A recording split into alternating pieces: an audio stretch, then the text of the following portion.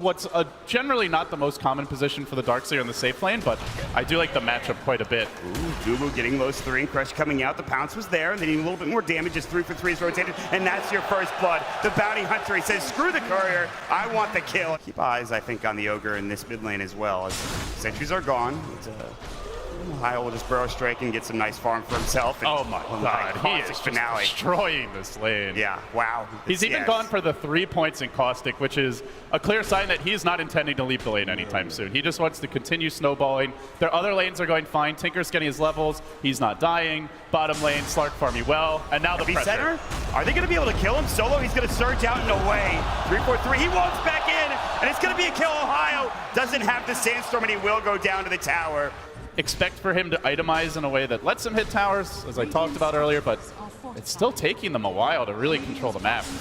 Gonna go bottom burrow strike. Track is up, Pounds is there as well, but here comes the Timbersaw trying to turn this around. Whirling Death coming out, Chain Frost bouncing as well, and QO is looking for that kill. They will find it. DJ falling, QO on the toggling, making sure he stays alive. But now MP's been found, and that might be the track kill that they are looking for. And they want Dubu as well. They're gonna find that Lich on the back lines. They get 2. MVP, now QO on the run. Ohio can track him down. Slardar, armlet toggle, caught by the stun, trapped in the trees, pounced and dead. 3 heroes hitting the deck for MVP.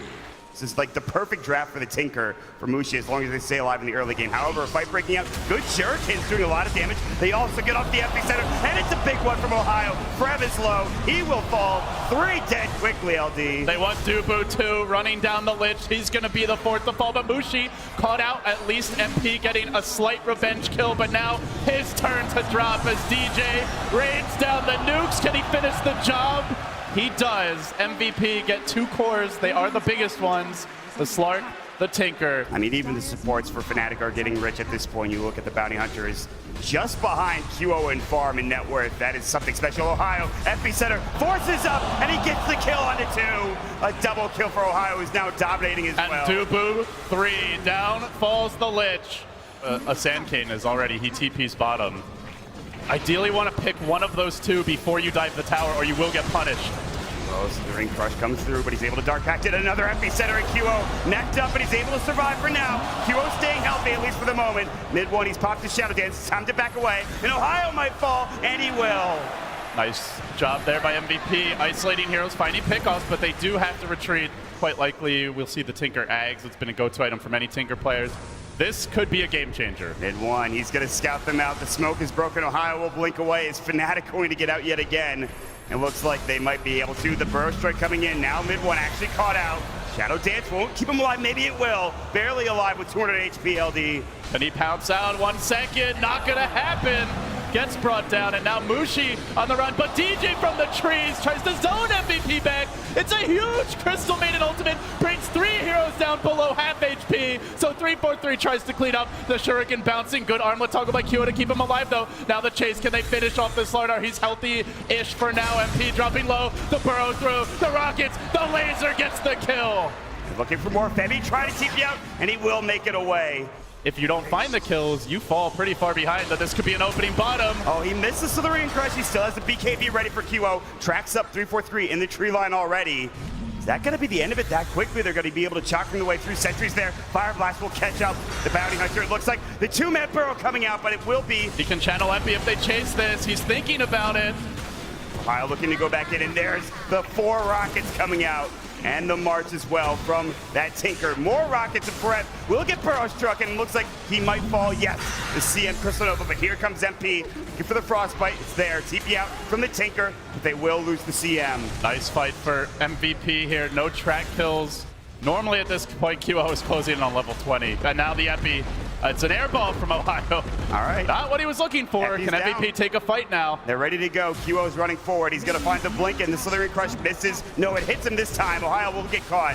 But there's the Frostbite to stop his further aggression. Still has that BKB on the backside, though. Mid 1 will take down Dubu, and looking for more. That's a big part of their team fight mod, and now they might get additional kills with the 2-hero burrow. The follow-up coming through. Raining down the Crystal Nova. Freezing field combo. DJ just slaughtering MVP where they stand.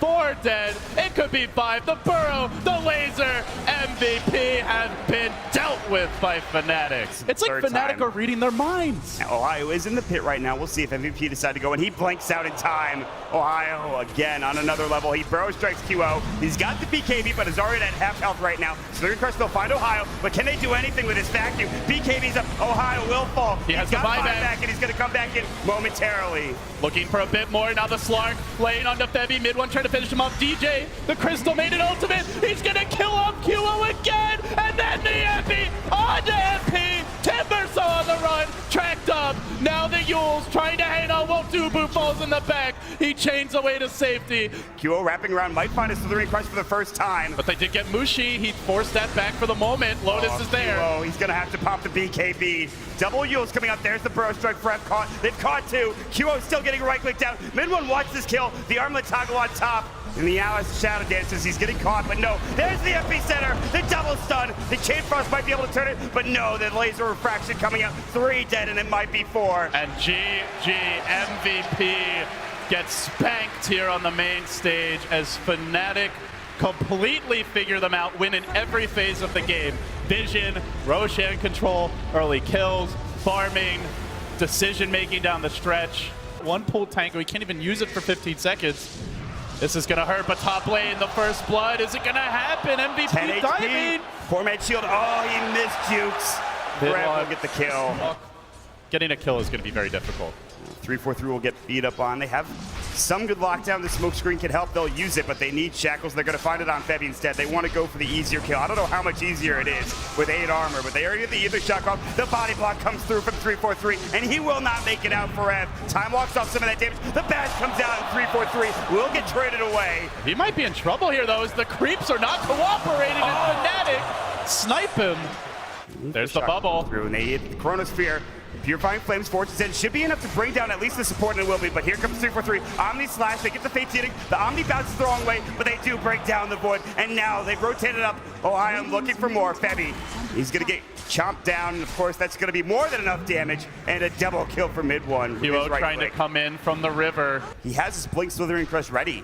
They could go on this if they want to. But the Chrono comes out, it hits onto 2. The arrow will come through, it'll hit on a mid one, and 343 will not die first. There's going to be the Purifying Flames Fortune's End. Blade Fury coming out. Is it enough damage? Mid one just trying to escape, bashed up and brought down. RNG Gaming for MVP. This has been a source of many a comeback for them. Can they find it here? Stonegaze a bit late, but they look to kill off the Sven. He will die to that last nuke.